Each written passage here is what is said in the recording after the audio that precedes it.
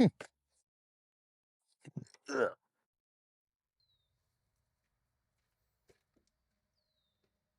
What are you doing in there, Ricky?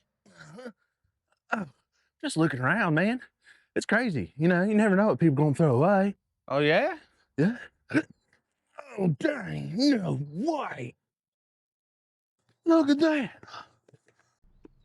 Ugh. Nah, Ricky, that's garbage. You need to keep that where you found it. No, buddy, I'd put that right Can you back. believe that? I can't believe I'm gonna keep it, man. What? No. Put that back where it came from. That's in there for a reason. I'm gonna keep it.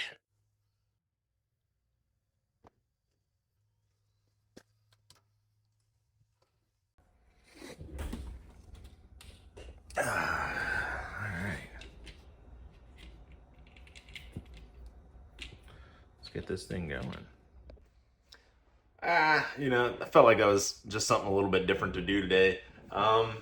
So kind of what I'm thinking is I don't have anything super cool to review or show you right now, so I figured maybe we just try a vlog out. I can give you the look around, the run around, whatever. I can show you everything that I got going on here at the job site. I think we've already discussed most of it, but I don't know.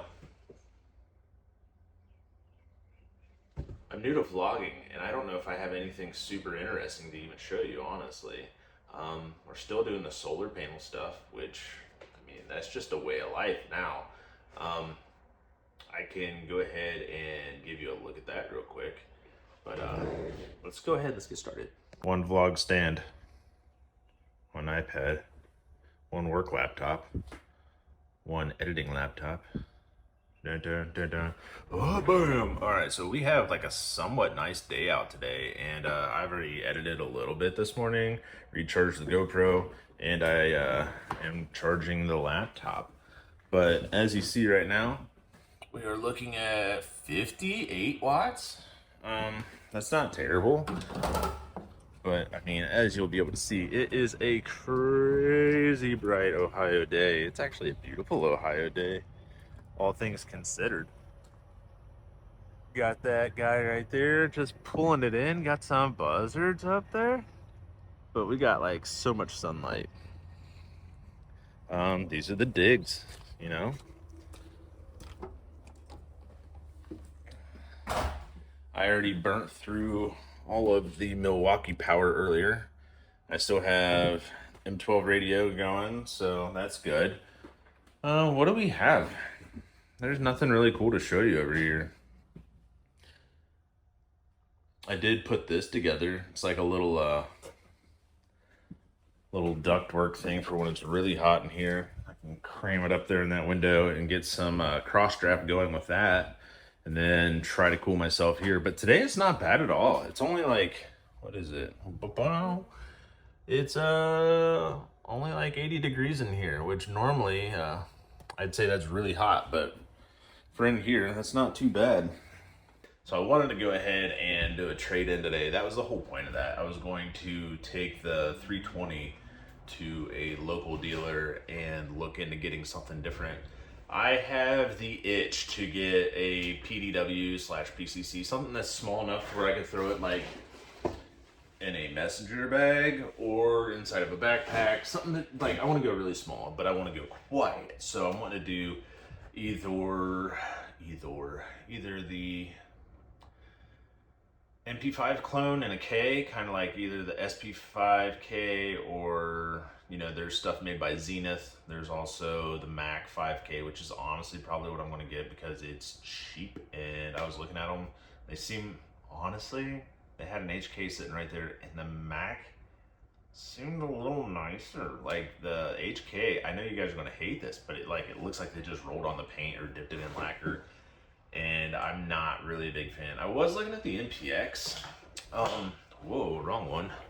I was looking at the MPX, and I like the MPX-K.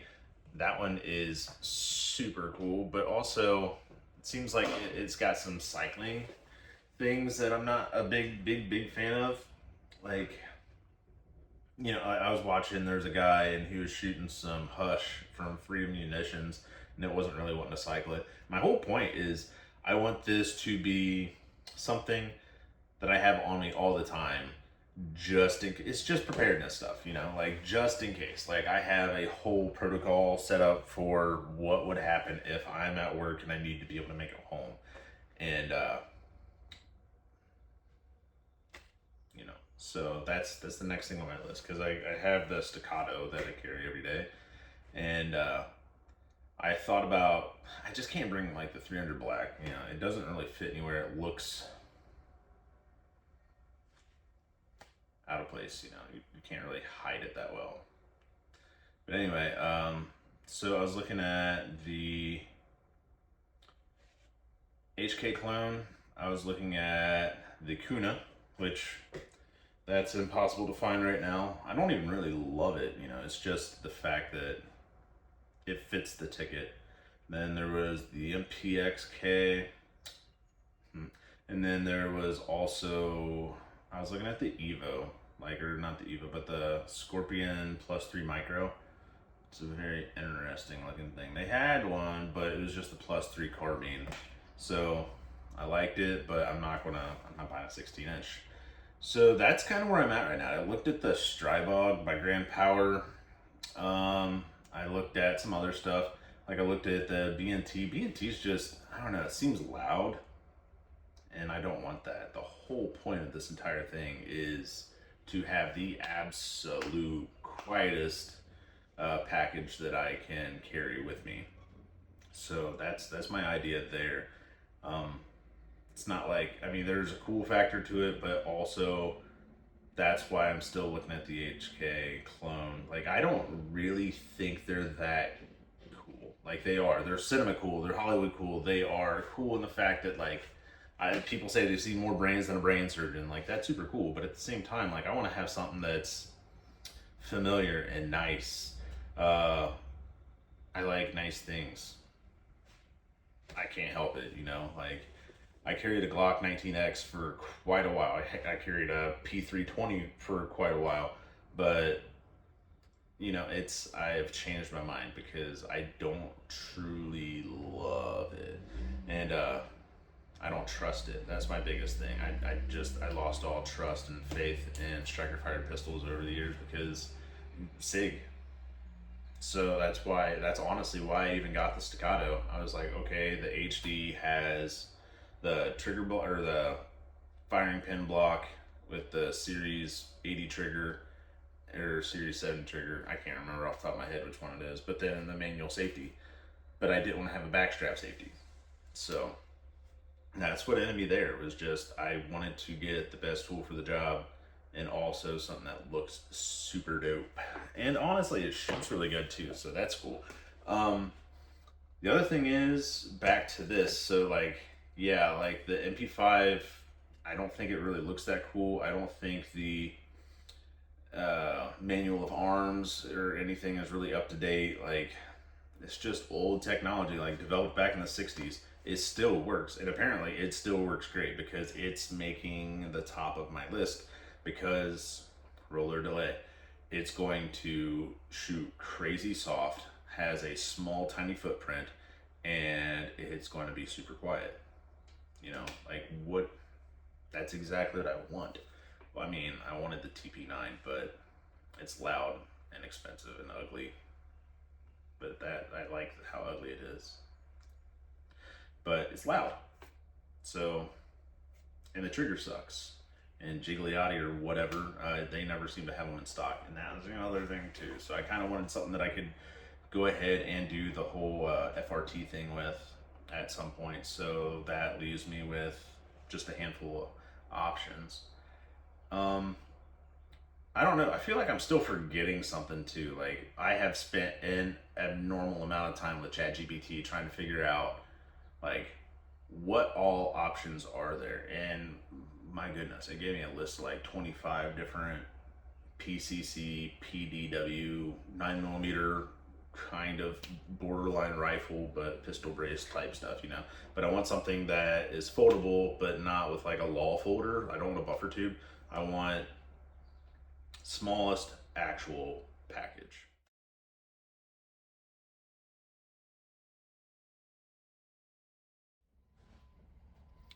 So part of the thought about the whole backpack gun is going to revolve around signature management. So it's kind of a thing where it's describing what kind of signature are you giving away. It's kind of a gray man thing if you really want to get down to it, but it's from my perspective and my ideology and what I'm wanting to do with this weapons platform, it's going to be something that's just invisible. Like, I know that's not like a thing, and I know there's not just the Hollywood whisper gun, but I'm not just talking about the sound. I'm talking about the way it looks. Like, I want to be able to put it inside of a bag, and it just, like, I don't want something in here where it's like, man, what's inside there that looks so uncomfortable? What's this, like, L-shaped print? Like, so I don't want to print with it. So we're going to have, like, signature management for how it appears. So that goes into size, it goes into weight, how it collapses. So then signature management for sound. So we're going to try to hide the sound signature with a suppressor. That is the other one. So sound signature, the signature management with the ammunition, so subsonics. So it's got to be able to shoot, suppress reliably, has to be able to handle subsonic ammo reliably, because in the event that I would actually use this particular thing, this is going to be like without rule of law, some crazy scenario where like we're being invaded, so it's like an invasion thing, like where I do not want to have to use it, but if I have to, I don't want to be able to give away my position. So like position, it goes to signature management, like I don't want to be seen with it, I don't want to be heard using it, and I want it to be small enough to where if I do have it on me, it's not just this big thing sticking out and around. Another thing is like for signature management, like you don't want something that's going to be showing the flash. So also, that's something else that we're going with. So that's most of what we're talking about. Operational signature for signature management is like, what I'm saying is like how much attention the system draws, bulk, awkwardness, noise, maintenance needs, and like logistics. The best tool isn't always the most powerful tool. It's a tool that gives you the capability you need while creating the least amount of unwanted attention, is like kind of what I'm getting at on that.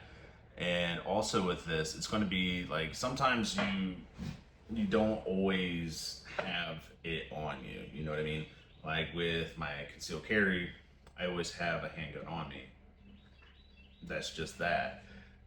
But it's not socially acceptable for all circumstances to be carrying around your AR, like same thing, like the X95, like it's cool to take on vacation because it's small and it's it's a real gun, and it'll do the things. It's a really good get home gun. The 300 Blackout, phenomenal. And if it was a smaller package or in a circumstance to where it made sense for me, that would be another thing, But like with company trucks and job sites, it's highly frowned upon. So that's kind of where I was at, but the idea is signature management is the idea of reducing or controlling things that give away your presence. It's not just about sound. It includes your visual signature, muzzle flash, heat signature, movement, size, weight, and overall footprint. The goal is to build a system that is effective while being harder to detect and identify or track. And if it looks like I'm reading, it's because I am. Because the ideas are up here, but getting them out of my mouth hole doesn't always work the same way as how they come across and think.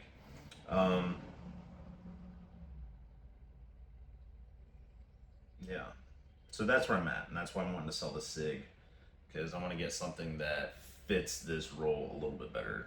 Like I'm sure I'm not the only one in this world that has the tiers list of like which weapons platforms you have and where you keep them. Like I know I got a gun safe full of junk guns that I got them, and then there's shoot, there's shelves and places where they're just there, mostly inoperable objects, but also just old stuff that I don't care about.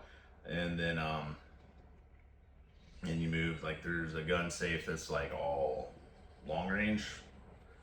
I live in town right now, so it mostly just sits there. And then there's one that's like all the wood fancy pretty stuff. And then there's like my go-to, which is where all my purpose driven things are that would be better suited for the environment that I'm in. And that being said, there's like medium long range, closer quarters, super quiet,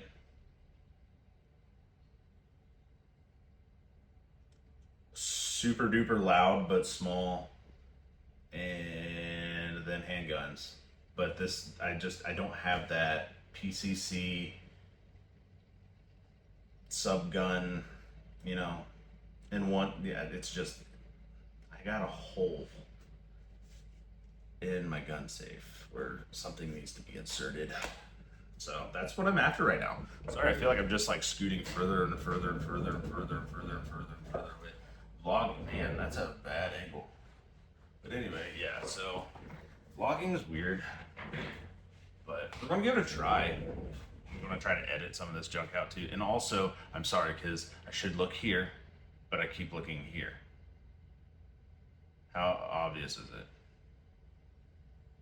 Oh, it's super obvious, but it's hard not to. I got this big screen. What I need to do is probably put like a piece of paper up here. That way I can't, yeah, that makes me focus on that light. Dang, I'm gonna have to do that. Can you guys even see that here? That's pretty cool, because now,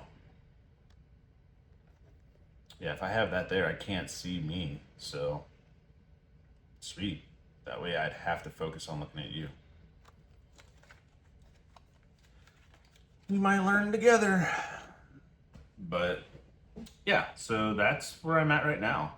And I know there's quite a few different manufacturers out there that make different things. If you have an idea or if I'm missing something, let me know. So like right now, what are we looking at? We're looking at the NPX-K, MP5 clone, that, you know, that's Zenith, POF, Century Arms, Mac, whatever. We are looking at the Springfield Kuna, which apparently is just impossible to find now. Like, there isn't one, and I'm not going to just order one off the interwebs and go by everybody else's review, although I'm pretty sure it's pretty dope. I get it. I hear everybody's got good things about it, but I did not like the fact that a round can go back inside down by your trigger mechanism, like your trigger pack. Like the round can go up inside and down, and dude was sitting there rattling it, and he duplicated it right there on video. Like, that's, I don't really love that idea. That doesn't sound cool to me. I don't want a round to be able to get wedged down inside. Like, weird things happen, man. That's the last thing I want. But then what else was there? We talked about the Scorpion, we talked about the Strybog, we talked about everything B&T. I know there's this CMMG stuff. I don't really want anything that takes Glock mags. I know they're great, but I don't really, you know, I just don't want that. I don't really want an AR-9. I do like the PSA Jackal. If you guys can, like, maybe tell me some more about that. Like, I do like the way it looks. I also saw the AKVs, but they don't really, you know, collapse down to what I want. The Chris Vector, that's a thought, but I don't love them. Then there's the IWI Micro Uzis, or the Uzi Pro, whatever, but that's kind of, yeah, it's not really, you know, it's kind of loud still. What else is there? See, that's what I was running into. I'm like, I know that I'm missing something. I just don't know what I'm missing. But I know this is a platform, and I don't want anything like the Sub 2000 or anything made by Smith & Wesson. The P90 doesn't really fit the bill. Like, I wouldn't be opposed to something being an SBR, but also at the same time, like, I want to have something that I can have loaded. So being in Ohio, you know, like I want to keep that pistol thing going. Like I'll use a brace until they make braces illegal. Then I'll switch to a stock. But I'd rather be able to keep it loaded as a handgun and utilize my concealed carry. So that's definitely a thing. But yeah, so that's where that is on that. I know there's also the other options like fluctuators. No, I don't like that. I don't want it. Sorry, I don't. At that point, I'm just going to use my pistol. Like, I know. And then there's other options like, why don't you just suppress your pistol? Like, you know, like CZP-10. Like the F wouldn't be too hard to do that to. Did you guys watch that? Like, my foot hit the button and I dropped instantly. But anyway, enough chitter chatter, pitter patter. Let's get at her. See you guys.